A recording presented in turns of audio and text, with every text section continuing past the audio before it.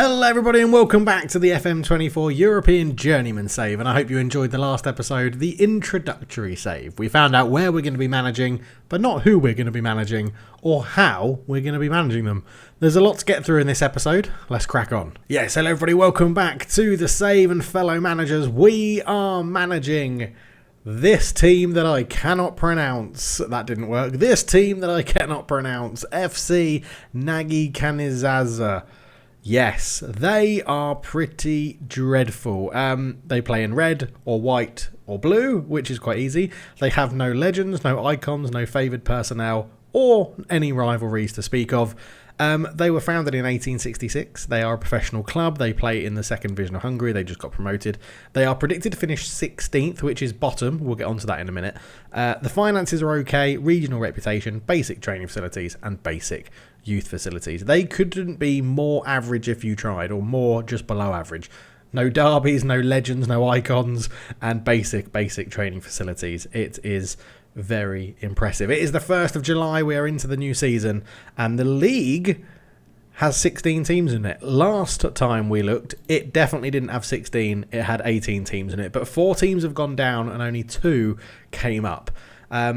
Yeah, in real life, they are shrinking the size of the Hungarian second division. So there you go. One of the teams that came up was obviously Nagykanizsa, which is our team. The other team that came up was Bekiska 1912 Ilore. Apologies for all my pronunciations. They're all going to be dreadful for names, places, stadiums, clubs, countries. It's going to be shocking. It's going to be absolutely shocking. I was drawn to this team because they play in purple, which is my favourite colour. Thank you, Maribor. But yeah, we decided against it because they do have some icons, and one of their icons is their current manager. So I thought it would be too hard to boot him out and just take over. So we've actually gone for the worst team you can be. 200 to 1. Oh, we've actually changed. We were 300 to 1 yesterday when I joined the club. But we've gone up to 200 to 1. So we're actually now predicted to not get relegated, which is quite nice, to be honest. The squad is looking a decent size. I wouldn't say it's looking good. We've got a couple of people out of contract that we're not sure if we're going to give them a new contract or not. The club did give new contracts to certain people as well. So everyone's got at least a year on their contract, and the club have signed a few people as well, which, you know, I can't decide if that's good or not. I don't know. But Barnabas Nagy is one of them. He's pretty okay at decisions, finishing, aggression, agility, fitness, acceleration, and pace. And I've set the lovely little sort of DNA wheel, I think it's called, up, where we see determination and decisions, work rate, off the ball positioning, and passing. But that may change depending on where this goes. But yeah, they've brought in this guy, an 18-year-old striker. He's immediately wanted by another club on loan. So yeah, we'll get to learn these players as we go through the club. I'm sort of hoping we're not here very long because this club isn't very good. But there is some admin to talk about with that, because I've had one of my very nice ideas. You know, I get these little brainwaves. I think, oh, that might make a save fun. So now I'm going to try and explain that. So, as you can see, I've been a little bit busy. We've added some more leagues in, or they're going to be joining at the end of this season. Croatia and Netherlands are going to be joining this save as it goes. We have also changed some leagues from playable to view only. The likes of Austria will be changing to view only at the end of this season as well. That is for a very good reason. What I didn't want to do is win, say, the second league in Hungary and then jump straight to like Sky Bet League 1 and go up the divisions in England. That's not a journeyman save. That's not really how football works. You have to earn your stripes. You have to decide how you're going to go up. So, at the random spin of a wheel in the last episode, we picked Hungary as our starting location. We are in Hungary. We have a team. Here we are. Hungary is ranked, checks my notes, 26th in Europe, as the 26th most reputable league in Europe. From the other countries that we had on that spin wheel, there were 8 to start with. 4 other teams or other countries are ranked below Hungary. They are Slovakia at 27, Slovenia at 29, Latvia at 36, and Belarus at 52. Looking at this lovely picture, they are all playable leagues we have. You can probably see where this is going. That means we can leave Hungary. If we don't win anything, we can go to Belarus, Slovakia, Slovenia, or Latvia. Yeah. See where this is going? If we do win something in Hungary, a league title, it can't be a cup. It has to be a league title. Whether it's the first league or the second league, we have to win it as champions. That would then open up a league above in the ranking systems above. How would that be decided which country gets open and which league system gets opened? By the spin of a wheel. So if we win a league title, whether it be the first division or a lower division in Latvia, Slovenia, Slovakia, Hungary or Belarus, we get to open up a country above. The next bracket of teams is Bulgaria at 24, Romania at 21 and the Czech Republic or Czechia at 17. So if we win a league title in the lower bracket, we then get to open up one of those countries to be with us. If we win a league title in, say, Czechia, which is the 17th best ranked European league, then it would automatically open up those in Romania and in Bulgaria, opening those up to be. And we would spin the wheel again and we would open up a country in the next bracket, which would be Serbia in 16, Austria in 13, the Netherlands and Croatia. I think I need to check them to go from there. One of those would be opened up by the spin wheel. Again, whichever, if we win a league in that ranking, then it would open up all the rankings below it that we still need to win a league in. So we'd slowly be opening up more. Win a division or win a championship of any level in those countries. We spin a wheel, we can open up England, France, Italy, Germany or Spain as the big five and then go from there. So we're slowly opening up the leagues that will be available to play to, and that I think will make this more long term, more fun and more enjoyable. I think it will make it a real struggle. I think it's going to be a struggle anyway because we're playing attributeless, so that'll all be fun. Right, that is that bit of admin done. Next up, let me take you on a little story of who's going to influence our philosophy. So, Darko Milanic might not be a name that many of you recognise. He's a Slovenian football manager and a former professional player. He was born on December the 18th in 1967, which was then part of Yugoslavia. He enjoyed a successful playing career. He was a defender. He played for clubs like Belgrade, Sturm Graz, got caps for Yugoslavia and then Slovenia when the breakup of Yugoslavia happened. And he transitioned into management. He's known for a pragmatic and adaptable tactical approach. His teams typically exhibit a solid defensive organisation. He emphasises discipline and structure in his defenders. He often favours formations such as the 4-2-3-1 or a 4-4-2 or an amalgamation of both, with players moving around to switch from a 4-2-3-1 to a 4-4-2, or sometimes switching from a 4-4-2 to a 4-2-3-1. It's balanced and it's flexible. Offensively, his style involved a blend of direct play, controlled possession. He depended on opposition and the context of the match, and he valued hard-working, versatile players who could execute quick transitions and are capable of pressing the opponent effectively when out of position. His approach was marked by meticulous preparation and the ability to make tactical adjustments during games. He aimed to exploit opponents' weaknesses, but always maintained that strong defensive foundation. So when he transitioned into management, he had notable successes with Maribor, which what led me to him. He led them to multiple league titles and domestic cup victories, and he also went to Sturm Graz, a Slovan Bratislava back in Slovakia, and some others as well, currently residing somewhere in the Saudi Arabia area. I'm not too sure where. I think it's the UAE, but I could check that.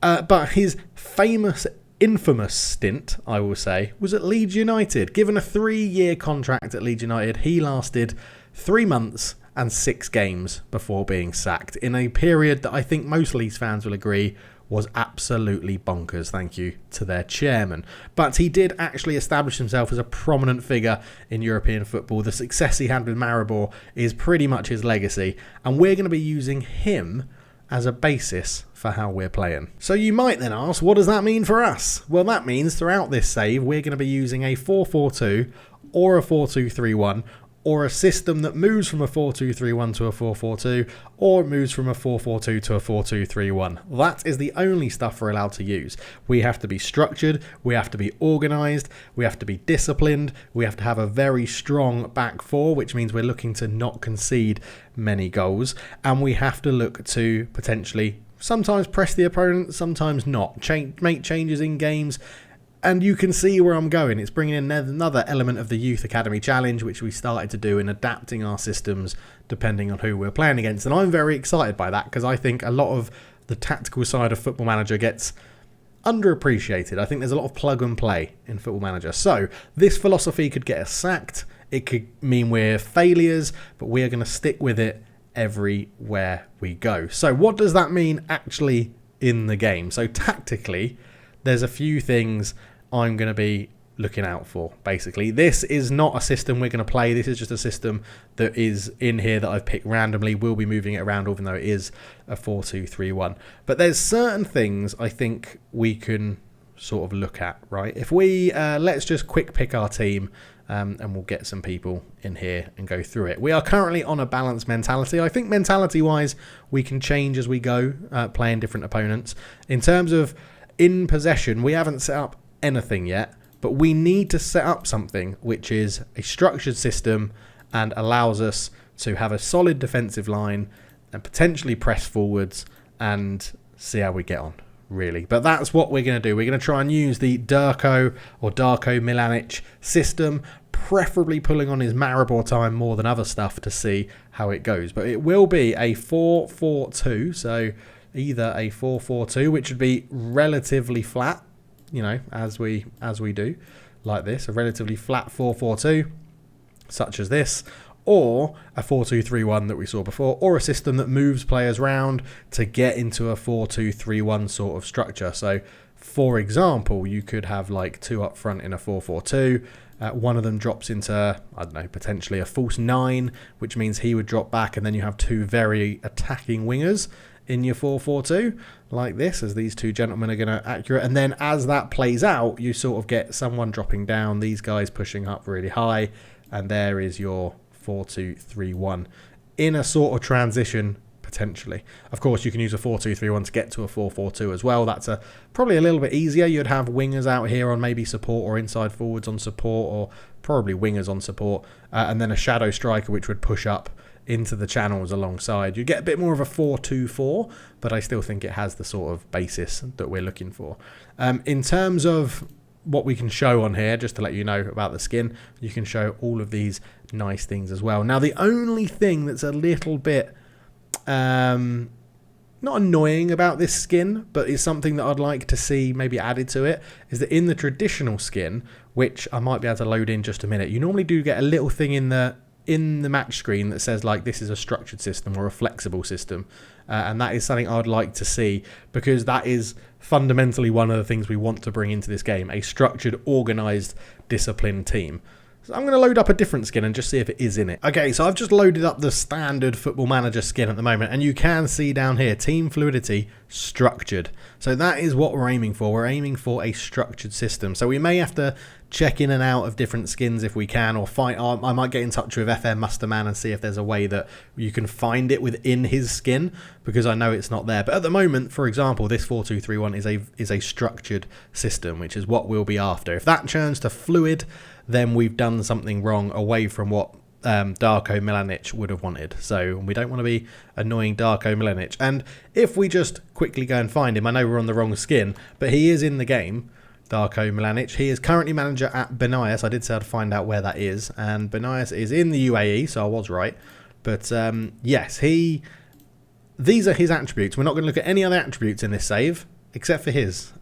He's very good at working with youngsters, very good tactically and defending. He's got good defending skills there. You can see a 4-4-2 diamond narrow they've updated his preferred formation to, and a 4-4-2 is his second preferred formation. But as I touched on there, he's had quite the career in terms of playing Sturm Graz, Partizan Belgrade in there as well. And then I think as his managerial career, he won a hell of a lot at Maribor. Actually had 2 stints there as well, because he was Maribor manager before and after his stint at Leeds. In fact, down here in the bottom left, you can see his management career is quite varied. Corsica, who started off at Primori, assistant manager at Sturm Graz, Corsica, Maribor, went back to Sturm Graz, Leeds, Maribor, Slovan Bratislava, Paphos, Anathorsis, and now manager of Banyas in the UAE. So that is Darko Milanic in game, and I'm sort of thinking if he ever gets released, we'll try and make him assistant manager of wherever we are. And we're back to the other skin, and this is how he looks in the Musterman skin with the attributeless save going on. So you can see defending, tactical, and working with youngsters very high. This is actually a very good page to give you a demonstration of what it looks like for attribute difference. So Big yellow dots means it's very, very good. Dark blue dots means it's very, very bad. Small blue dots means it's pretty bad. And smaller, light blue dots, I think we'd call them, show that it's medium, I would suggest. A better example of that is if we go and have a look at someone like, I don't know, Jude Bellingham, who is just absolutely ridiculous. You can see Jude Bellingham in here. We should know him because he's world class, and we'll talk through the pizza slice in a minute. But yes, there you go. Jude Bellingham has fantastic attributes all across the board other than basically set pieces. I don't think he has any small little blue dots. No, he doesn't. So very good news for him. The pizza thing going on here, the general gist of it is that anything that is a very big slice is very good. Like top 90 percentile, basically. So we could say Jude Bellingham has been very good comparing against the top 20 leagues. Every single player in the top 20 leagues, he is very good for expected assists per game, very good for non-penalty expected goals per game, very good for shots per game, although he's only got 46% on target, very good for winning possession back, very good at not losing possession. You've got to remember that the bigger the slice, the better. He's okay at passes completed per game. Progressive passes not too bad, dribbles not too bad, but he's pretty poor at winning headers, is what this data is showing us. And then what I really like about this skin is you get these little descriptions about what his attributes are actually saying in terms of how he plays. So it's saying that he's a box crasher, a midfielder in name, but outstanding at getting into areas and forcing shooting opportunities. And he's also a bit of a maestro, a free spirit who drops deep into wide pockets of space and is a master at creating opportunities for others. So I do really like that. And then if you just forget, there is something here that says, compared to players performing a similar role across the top 20 leagues, and expressed as a percentile. So there you go. And if you want to, you can narrow it down to compare him to other attacking midfielders in the top 20 leagues, strikers, if you're interested to do that, defensive midfielders, if you want to do that. You can even compare him to goalkeepers that are in the leagues, in the top 20 leagues. So it's a very, very good skin. It's very powerful, and I'm looking forward to see what else it can do. Now, if you picture this, let's go and have a look at, I don't know, the best, who our assistant manager thinks the best player is in our team. So currently, our assistant manager, who I don't even think we have one, says that Daniel Suzerkronoyes is the best player in our current squad. He has one big yellow dot, and that's fitness. Yeah. This is going to be very, very tough. We're going to see how it goes. As I said, we'll learn the players as we go, and we'll be finding out all about them throughout the series, I guess, or throughout this first season. Definitely, as I said, hopefully we're not at this club for too long, and we can unlock another nation and another country and another set of leagues and see how that goes. But that is going to be it for episode 1. If you're excited for this save, please do let me know down below. Please do try and correct any of my pronunciation in the chat, and I'll try really hard to correct it. I do try my hardest to pronounce these correctly, but obviously Hungarian is a very new language to me, and I'm definitely going to struggle with it. I'll be back relatively soon in episode 2. I really hope you enjoyed this one, trying some different things with editing and different styles and how the flow of the sort of story goes. But yeah, let's stick with it and see how it goes. Thank you so much for watching. I'll catch you in episode 2 very soon. For now, I'm out. Cheers.